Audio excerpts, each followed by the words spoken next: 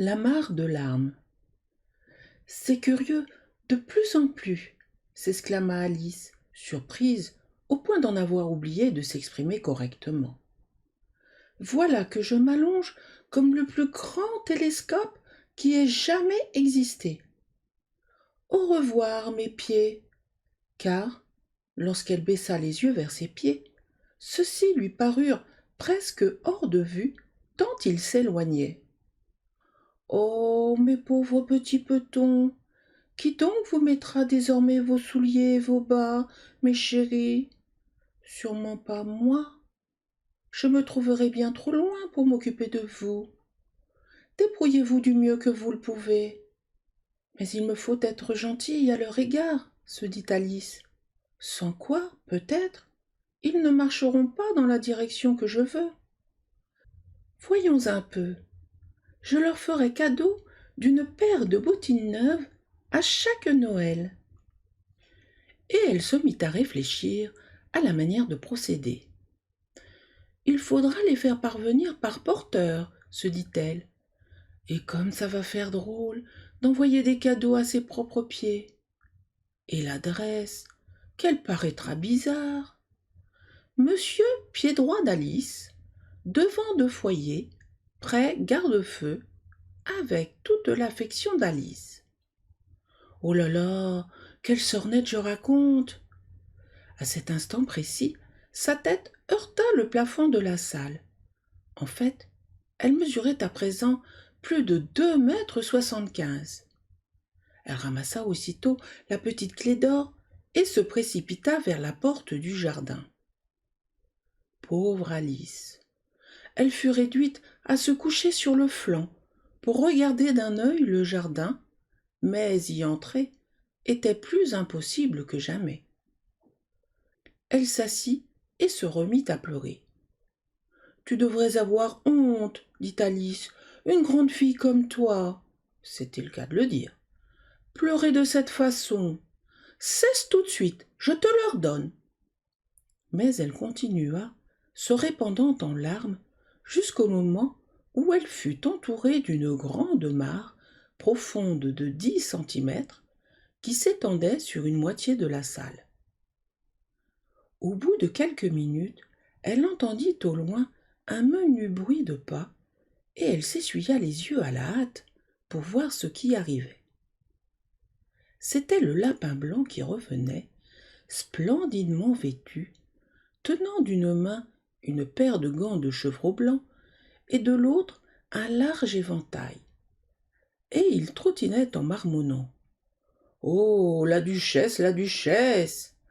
Oh, elle va être furieuse si je l'ai fait attendre! Alice était si désemparée qu'elle était prête à demander de l'aide au premier venu. Aussi, lorsque le lapin fut tout près, ce fut d'une voix basse et timide qu'elle s'adressa à lui. « S'il vous plaît, monsieur ?»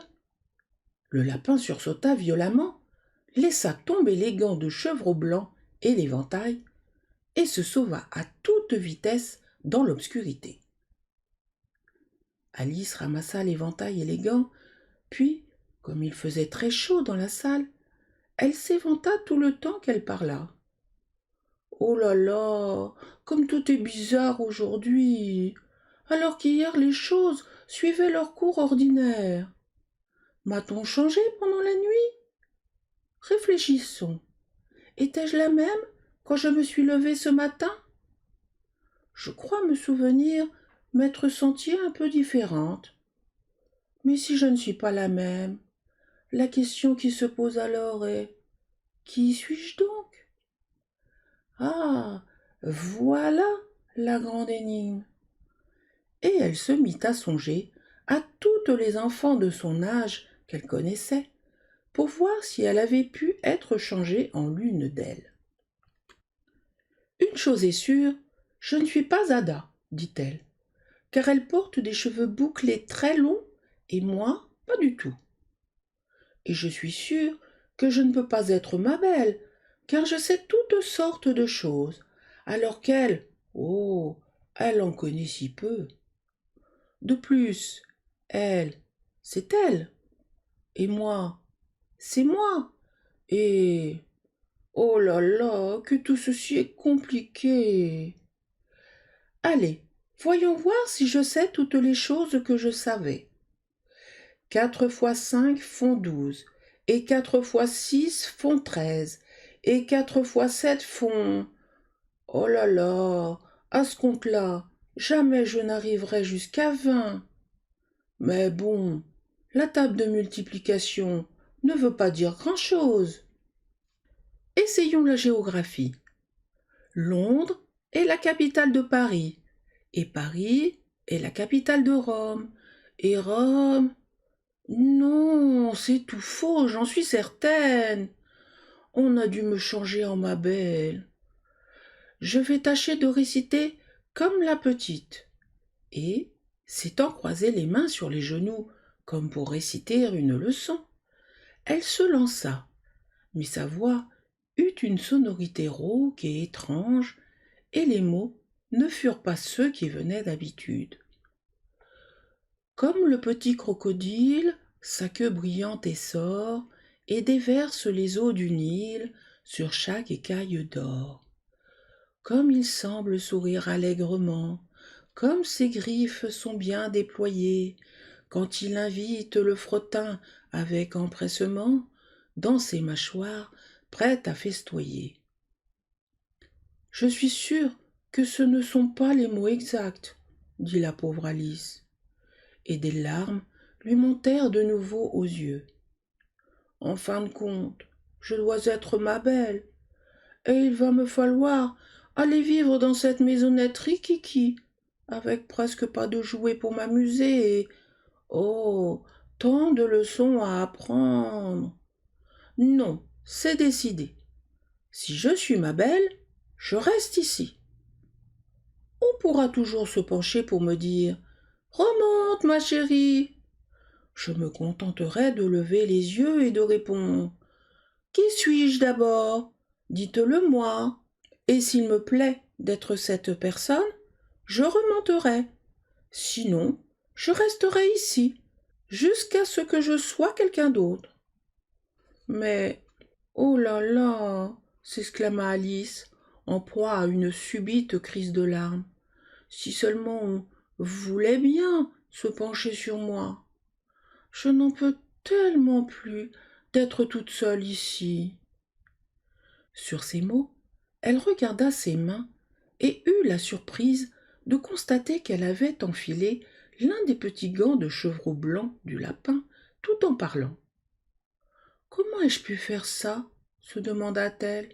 « Il faut croire que j'ai recommencé à rapetisser. » Elle se leva pour aller se mesurer à la table et découvrit, pour autant qu'elle en put juger, que sa taille avoisinait à présent les 60 centimètres et qu'elle continuait de rétrécir rapidement.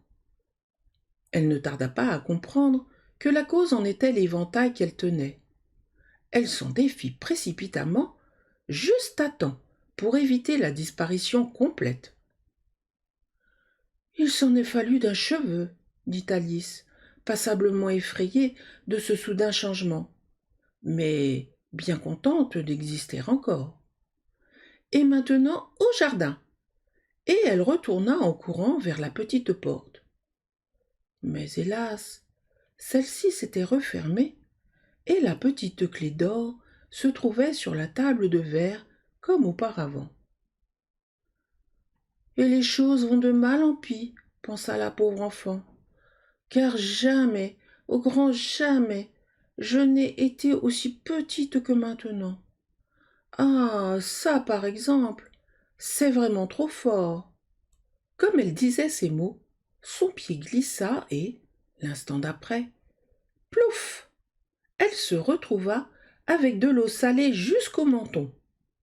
Elle crut d'abord être tombée, d'une façon ou d'une autre, dans la mer. Et, en ce cas, je pourrais rentrer par le chemin de fer, se dit-elle. Alice était allée au bord de la mer une fois dans sa vie et en était venue à cette conclusion d'ordre général. Où qu'on aille sur la côte anglaise, on trouve bon nombre de cabines de bain roulantes dans l'eau des enfants qui creusent le sable avec des pelles en bois, puis une rangée de pensions de famille, et, enfin, derrière celle-ci, une gare ferroviaire. Cependant, elle eut au fait de comprendre qu'elle se trouvait dans la mare des larmes qu'elle avait versées lorsqu'elle mesurait 2,75 m. Alice rapetissa à nouveau et faillit se noyer dans la mare formée par ses larmes. Elle fit la connaissance de nombreux animaux rescapés de la noyade, au chapitre 3, et finit par entendre un léger bruit au loin. C'était le lapin blanc.